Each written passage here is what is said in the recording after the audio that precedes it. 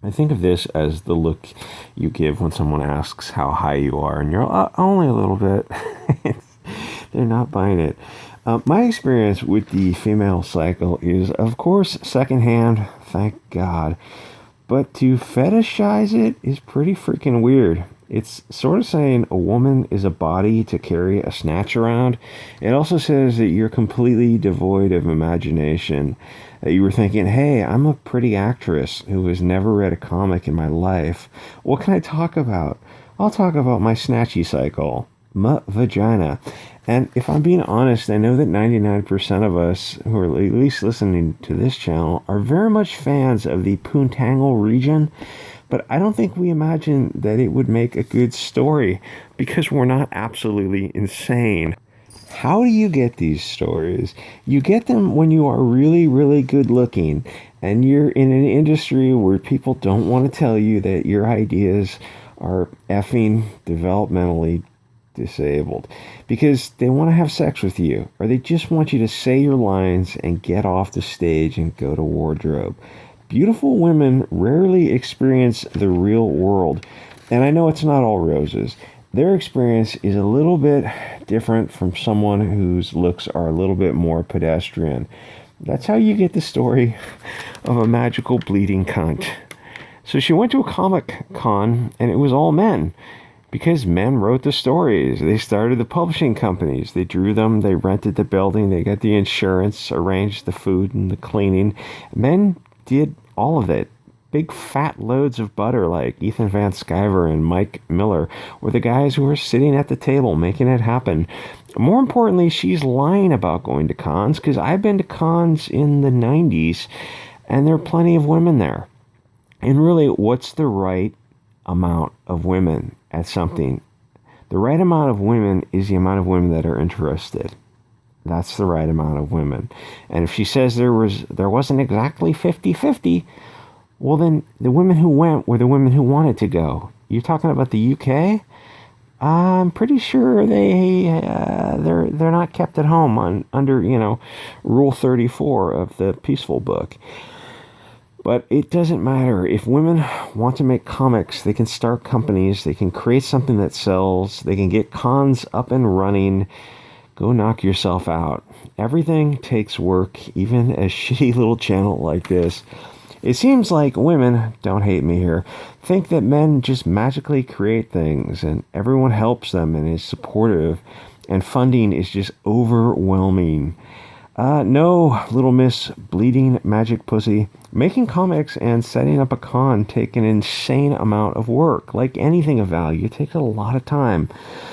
This chick will do her book and it will sort of sell, but it'll be a one-off. Take that, you incels. You just couldn't handle a strong a strong woman with her monthly cycles. Yes, we're all very familiar with women and their cycles, and we never thought it would make a good story because we don't have heavy metal poisoning.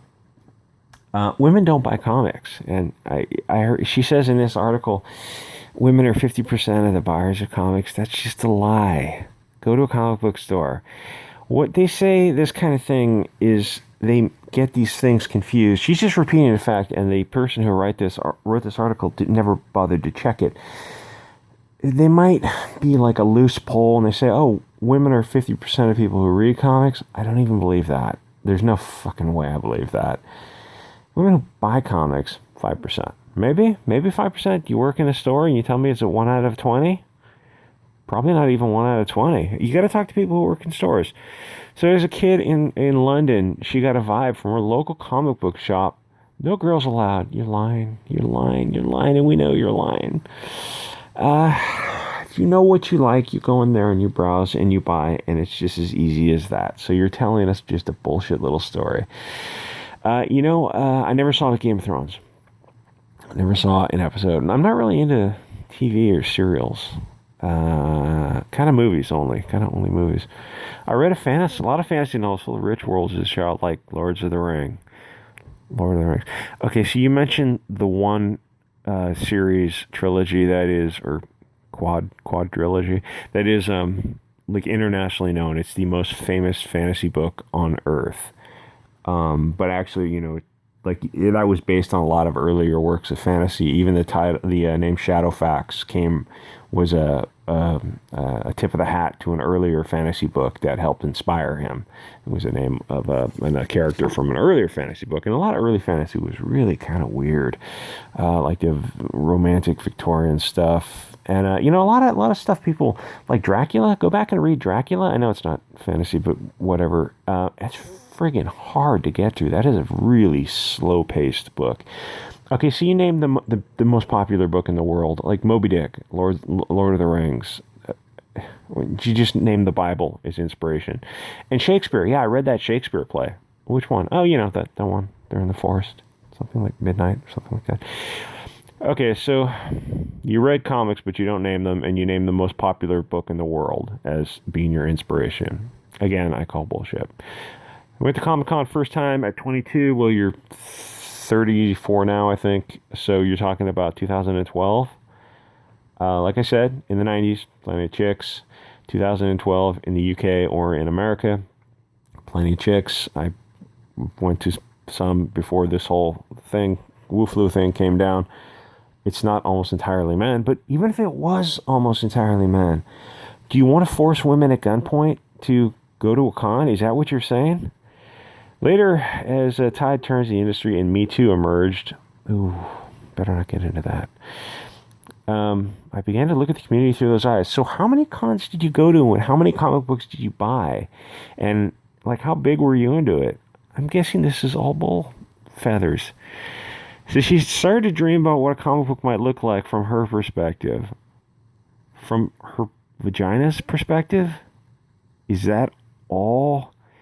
Okay, so she recruited an all-female creative team. Now here's an interesting thought. Do they all have to be biologically female? Remember Chelsea Cain's book, Man-Eaters? Remember that book? I did some of those reviews. It was the most god-awful thing you could ever imagine. There's no story in a body function like that. It's the most ridiculous. You're just spiritually devoid. Your spirit is corrupt. You need a reboot. You need to go camping for like 2 weeks and get in tune with nature. If you just sew up your own vagina, that's your entire focus is what is between your legs. That's insane.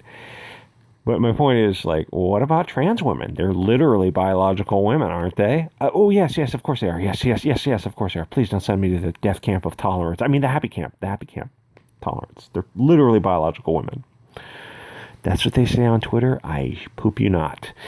So that would be actually trans women are more women than women. They're actually more real woman than biological woman.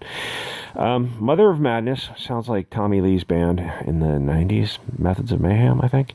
Image Comics, which sucks. Like, if you're looking, you think DC and Marvel are woke, go to Dark Horse and Image. They're insane. They're absolutely insane. Scroll through those comics and look till you see a little black girl on the cover, and you'll find the most horrifically woke, blonde man, blue-eyed bad storyline you can imagine. Like, if you're cringe farming, and I understand cringe farming because I enjoy it more than I enjoy real comics. Though, like I said, I did find some good comics lately. You can find any walk on the cover, or L Walk, little girl of color, on the cover of Image or Dark Knight is going to be insane. 16% of comic book creators are female. Well, how do you know what they identify as? Maybe they're just in the closet. That's the right amount of comic book creators, because that's the people who draw and write, who grew up drawing and writing. Women were not into drawing and writing comics. If they were, they would be more. What percentage of romance novels are written by women? Do we need to change that? No, you never really go into this.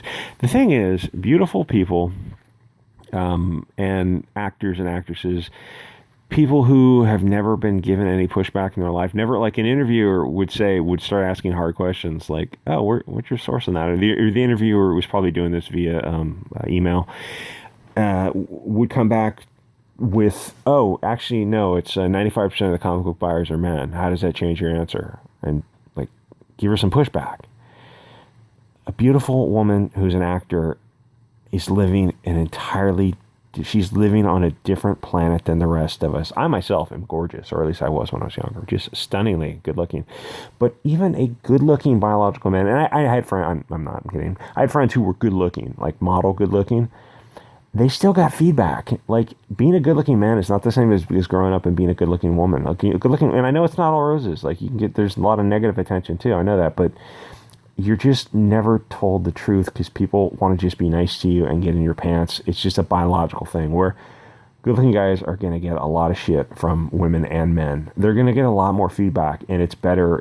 That's like, you need feedback. It's better to, if anything, God, it's better to grow up as like more mundane-looking person and then kind of blossom as you get a little older. You know, you lose that fat when you hit like 18 or something. You cut the carbs. Whatever. So no, there's no magic power. And I heard Ethan talk about this earlier, and then Nerdette did it. I thought they were joking, and then I read this, and she's espousing the magic of being a single mom in your 30s. Don't be a single mom in your 30s. Have kids when you're 20. I know that's really not told now, but like, meet your husband and wife in high school. And I know that's just not, Cosmo told me I should have 100 multiracial transsexual lesbian partners.